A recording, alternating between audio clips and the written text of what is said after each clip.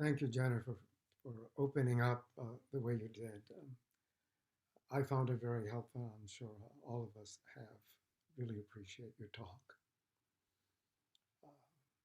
Uh, does anyone have any question?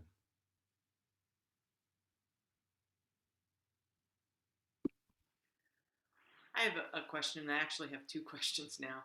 That I had one before, and now since Jennifer's talk, which was very open. Thank you, Jennifer. Um, but so I'll ask the question about her talk, and then my other one if there's time. Um, I noticed that too. That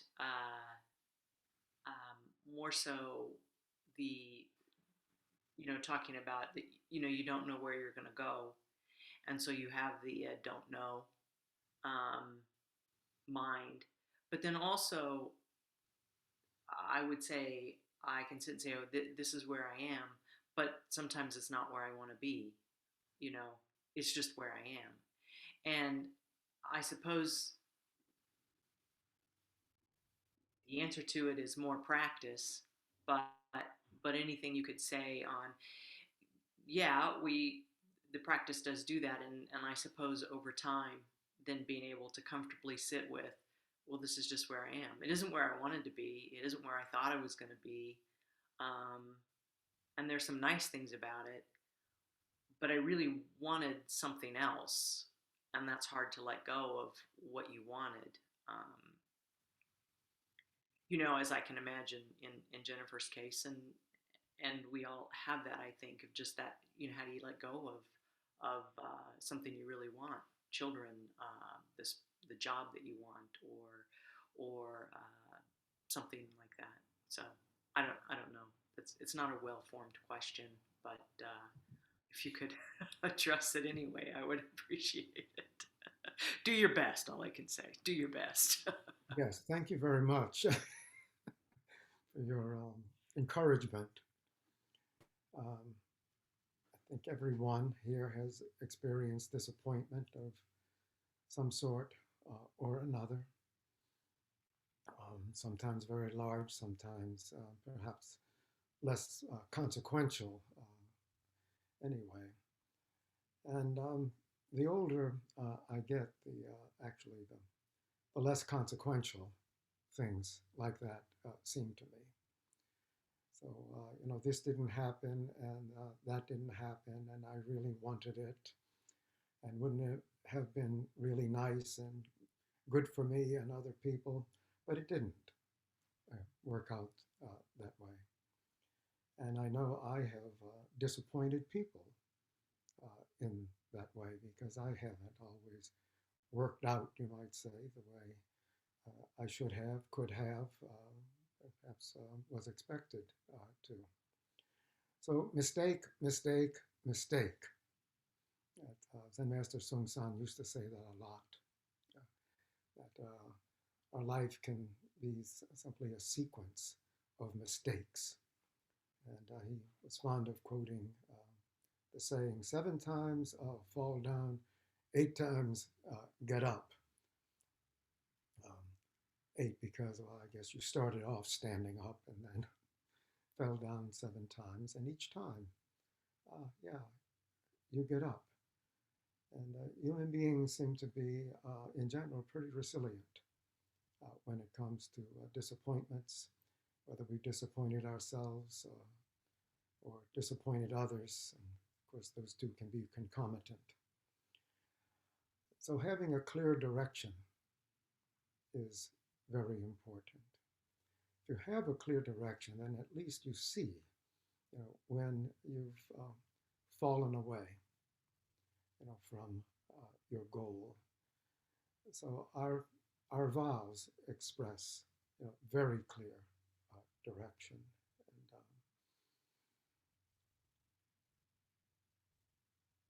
And actually, Charlie had asked, if you don't mind my saying so, Charlie, about the four great vows, and Charlie would like to learn how to chant them and make them a regular part of his practice.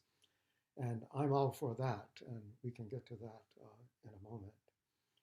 Um, I want to talk now though about the importance of these vows in setting a direction uh, for our life. And without a strong direction, you often are not aware, that you have been much less than helpful, perhaps, in this action or that action, or the failure to do this, the failure to do that. So, of course, the vows are other directed. Um,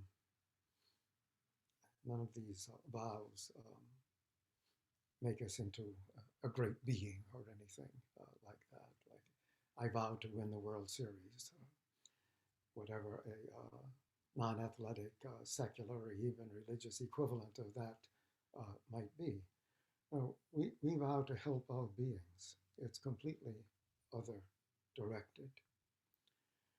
Um, Being aware of that vow, we often see how we have failed to help any beings, uh, and in fact have done the opposite and hurt many beings. But having that direction makes that clear to us. It helps make it clear to us, and creates an opportunity to do better. So that first vow to help all beings is first, for a good reason. It's primary. The others support it in perhaps different ways, but all in the same direction. That the way we translate it is delusions are endless, so we vow to cut through them all. It's not the greatest translation. For the first 15 years or so of the Quantum School of Zen, it was translated as passions are endless. We vow to cut through them all. Passions, these strong emotional states that lead us every which way, and very often not in the best way. So we vow to cut through them all. The Chinese there is the Chinese word for cliches. The three main cliches, literally, that means something like defilements, whether mental or emotional, desire, anger, and ignorance. But you can make a long list of cliches. In fact, I encourage you to make a long list of all your cliches. So see if you can get to 20. If you put your mind to it, you probably wouldn't have too hard a time to maybe get to 15 or 20 cliches. You can look up cliche on Wikipedia and start to develop a vocabulary of cliches. So we vow to cut through them all, to cut them off, to end them, to stop all of this nonsense. And helping us on that way is the third vow, which is literally the Dharma gates, the teachings. No limit to them, and we vow to learn them all. So all of us have, to one extent or another, studied Buddhism and Buddha's teachings. That's, in a sense, what this practice is really all about. You might say that, well, Zen isn't founded until, say, Bodhidharma, but it is Buddhism deeply and in a way that I think is very, very helpful. So all of the Buddhist teachings that we have, and you can study them and study them and study them. This vow says there's no limit to them. And if you just take a look at how many sutras there are, you will agree. But it's not simply, how many sutras. It's point by point by point by point. If you're paying attention, you realize that it's a long, long list. We're going to learn them all. And that's the word, hak, learn them, learn them. So there's certainly a place for study, in our practice. Sometimes Zen is considered to be, it's almost anti-intellectual. want to get in touch with your true instinctive self and not overthink things for God's sakes. But we do vow to learn all the teachings. And then Buddha, the Buddha way. The Buddha way is the Chinese says Musan, nothing higher, nothing better, nothing greater, no above. And we've chosen to translate that is inconceivable. That is, we can't imagine, how great it is. It's inconceivable. It's beyond belief, beyond human conception. But we're going to attain the Buddha way. So, taking those vows seriously and really being conscious of them instead of just rattling them off, in the morning, can be transformative in a way that I think addresses what you were saying, Liz, in a general way. At least it gives you a sense of determination and sets a direction. Perhaps I should turn to Charlie's question and fulfill my vow of, would you state again, Charlie, what you're interested in here? You know, what I'm interested in is learning the chant, and that means not just reading the chant, but or reciting it, but learning how to do the chant. And you have indicated that you could create a recording for me through this format. One of the things that I might mention beforehand is that you have written the chant out in the chat box, but the first sentence has got a word in it that replaces beyond, B-Y-O-N, with If you would Byron. I'll look at the chat right now. I'll explain that Okay. autocorrect Yeah, okay.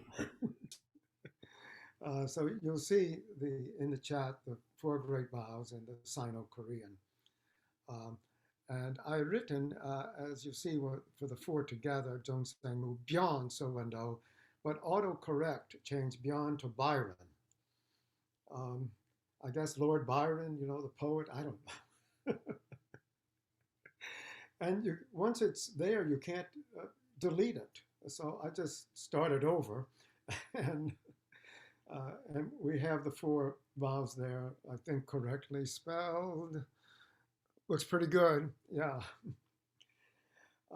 So Charlie wants to learn how to chant this, so I'll give you the backstory on that.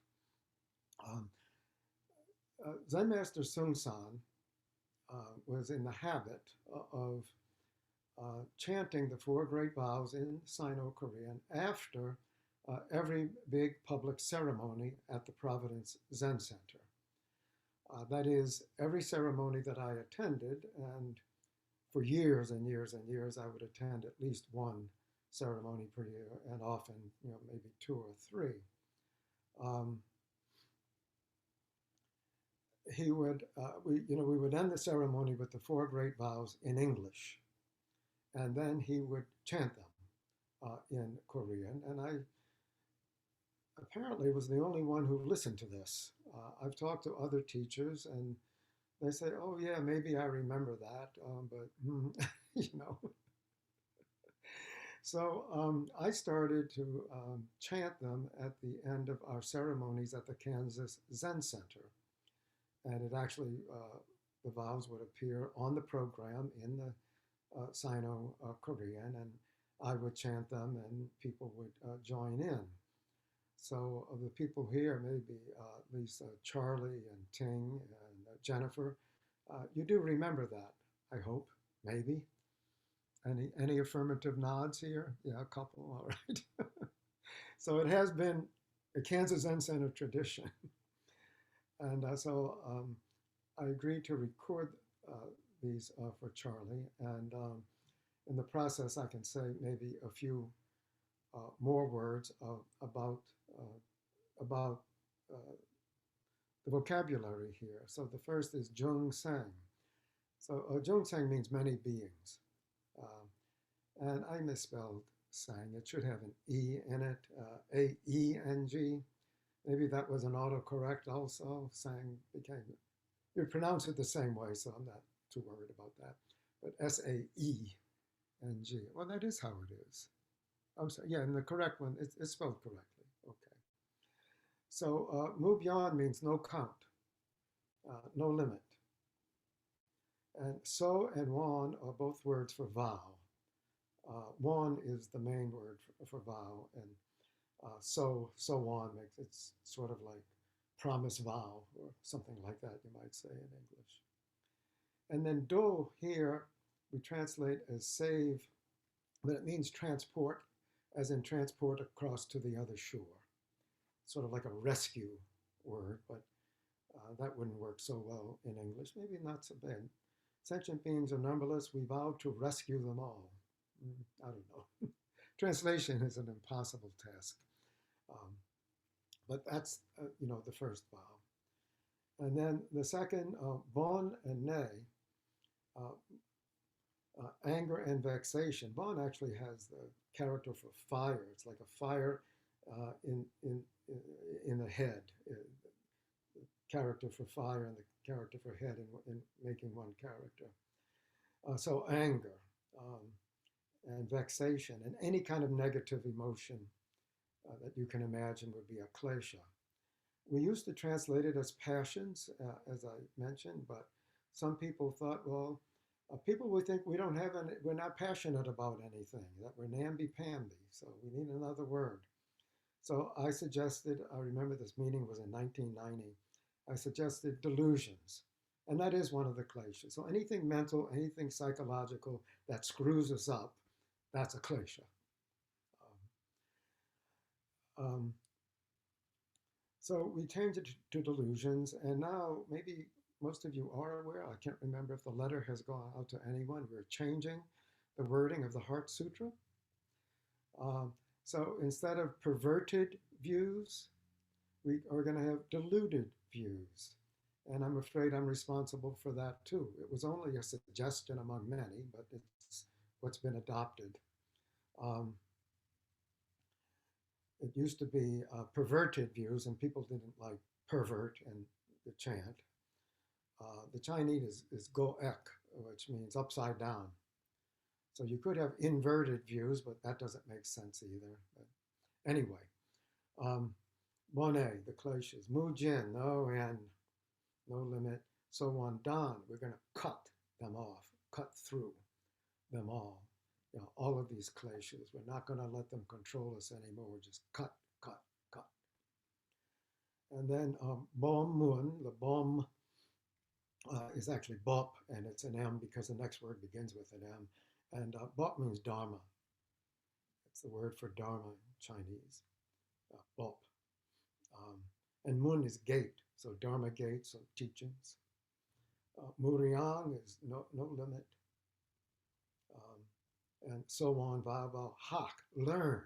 And that's interesting. It really is learn, like learn in school, kind of learn. So there's a study component, to these vows. We're not going to be stupid about this. We're going to be informed. We're going to learn the Buddhist teachings, because learning the Buddhist teachings helps us, fulfill our vows. So we're going to learn them all. So all of these classes that we have, we're always offering classes.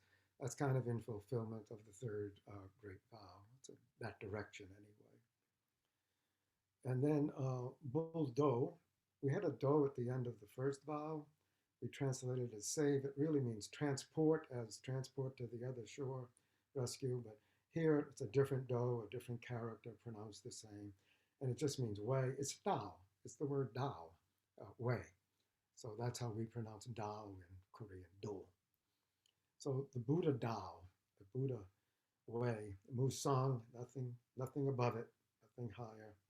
So on song, we're going to attain it. So that's what we're chanting. And I think what I will do is just chant it 3 times. And it'll be recorded. And if anyone's interested, the recordings, of course, are always available on YouTube. So this is how I chant it now, anyway. Jung mu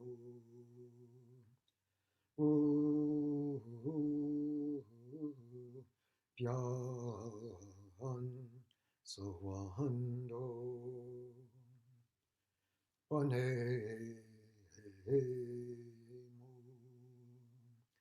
Mu Jin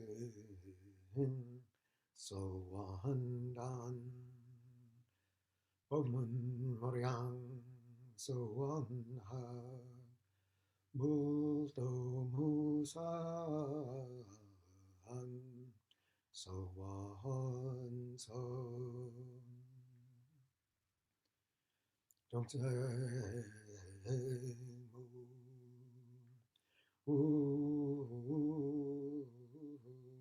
Yan Sawando Mone Mu Jin Sawandan Woman Mariang Sawanha Bulto Musan Sawan Sam Don't say Mu Yan Sawando Mone Mu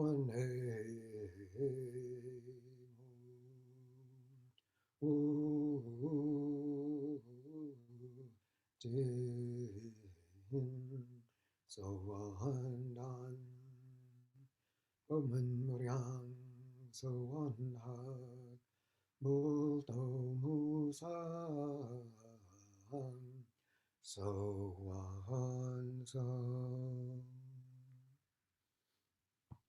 So that's my response to your question, Charlie. Thank you, Stan. Thank you very much. Are there any other questions? Eileen? Yes?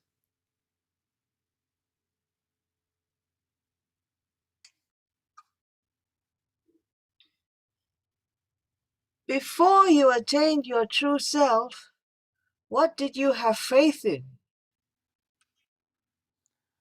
I've never attained my true self. I'm still working on it. So my faith is try, try, try for 10,000 years nonstop. Also, I have faith in you, and you, and you, and you, and you, and you, and everybody on this screen, and the person doing the recording. Yeah, I believe in all of you 100%. So thank you for everything you've done for me, for all of your help and all of your wisdom and all of your guidance. And thank you for your question.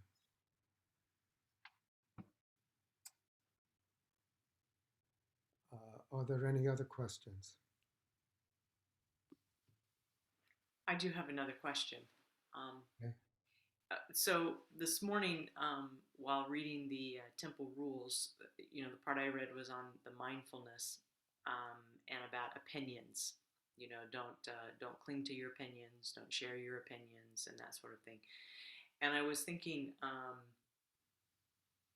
not that I have the ability to rewrite them, but it seemed that added should be, and also consider, do you even need an opinion? Sometimes when I read the news headlines, because I just read those lately, I haven't really read the articles, and I make an opinion, and I think I don't really need that opinion. I don't need to have that opinion. And then as I was sitting, I thought, I've never heard, although I've not read everything that Zen Master Sosong has ever written, but I've never heard correct opinion. You know, correct situation, correct opinion. So, do I need an opinion? Is that dependent on me seeing clearly what needs to be done? Is to actually have an opinion? So, Yeah. So opinions, I mean, what the word suggests is an ill-informed belief or not completely formed belief. Um, I've never looked up the etymology of opinion. I don't know where that word comes from. Often etymology will give you, really good insight into, what's behind this word. But a couple of weeks ago, I remember being asked to explain one of Zen Master Sung San's favorite expressions, checking. Don't check anything. And I remember in my response, what does checking mean? And my response was something like, checking means really being too involved with your own opinions. So I like this, I don't like that. And that's what, checking comes down to, and that's what opinions come down to, likes and dislikes. So cut off all likes and dislikes. But one would respond, but we should like things like, say, Buddhism, for instance, and I understand we should, dislike maybe Satan worship, you know. So isn't there a place for likes and dislikes?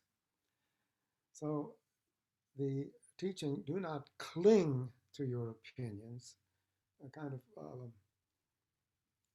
makes things clearer, clarifies things. Do not cling to your opinions. And that's the real problem with opinions, is that we cling to them. We treasure them. We identify with them. I am a person who, and then you'll fill in your favorite opinion. So clinging to your opinions, is the problem. I think having an opinion is fairly harmless, but clinging to it is the real problem. And of course, you could extend that, and you might say, well, clinging to anything is the real problem. So, an opinion is, for me, a partially informed belief. That opinions tend not to be well informed. We jump to conclusions. We form opinions quickly. So, at the very least, examining, what our beliefs, opinions are, and seeing how valid they are, I think, is just an important part of, leading, a good life, actually. Um, but opinions, when codified, especially, um, can be a source of great harm in the world. So I thank you for bringing it up. I know I haven't given a conclusive answer on this, but maybe just made some suggestions about the word. I think you're right to really question this whole sphere of human psychology, opinions. I might try to find out more about the origin of the word. If I do, I'll let you know. Because, as I said, sometimes etymology helps to uh, clarify a word. So thank you. Sorry I couldn't be more helpful. So it's perhaps time to take a short break and then practice again until 4 o'clock. If there's one more pressing question, please bring it up. This is your last chance. I have one question that is something I've been thinking about in terms of, we say a bodhisattva is a being that vows not to attain enlightenment, whatever that means. I don't know what that means, until everybody else, or all beings are brought to the other shore. And of course, I don't know what enlightenment is, but isn't that like saying, okay, I'm a doctor. I'm studying to be a doctor. I won't cure anybody. I won't attend. I won't do my exams. I don't know. It seems like I'm not gonna become a doctor until everybody else becomes a doctor. Yeah. The way I've always heard it is I vow not to enter nirvana Oh, until all beings are saved. And that's, I think, more understandable than perhaps other ways of expressing it that you may have heard. But yeah, that's a recognizable Buddhist vow. So that you're going to stay here down in the trenches, you know, it's the Bodhisattva vow. Um, so I'm not so sure about, you can attain enlightenment anytime. It depends on how you use enlightenment. So what good is enlightenment? Unless it's in the service of all beings. So you could look at it that way if you choose that word. Um, but maybe we should all take the vow together right now, not to enter nirvana until all beings have been saved. That's actually what the first vow is. Zhong Sang Mubyan So Wan Do. Well, a couple of people nodded your head, so I think there's hope that we're going in the same direction here. So let's keep going, only go straight, and we'll meet again in 10,000 years or 10 minutes.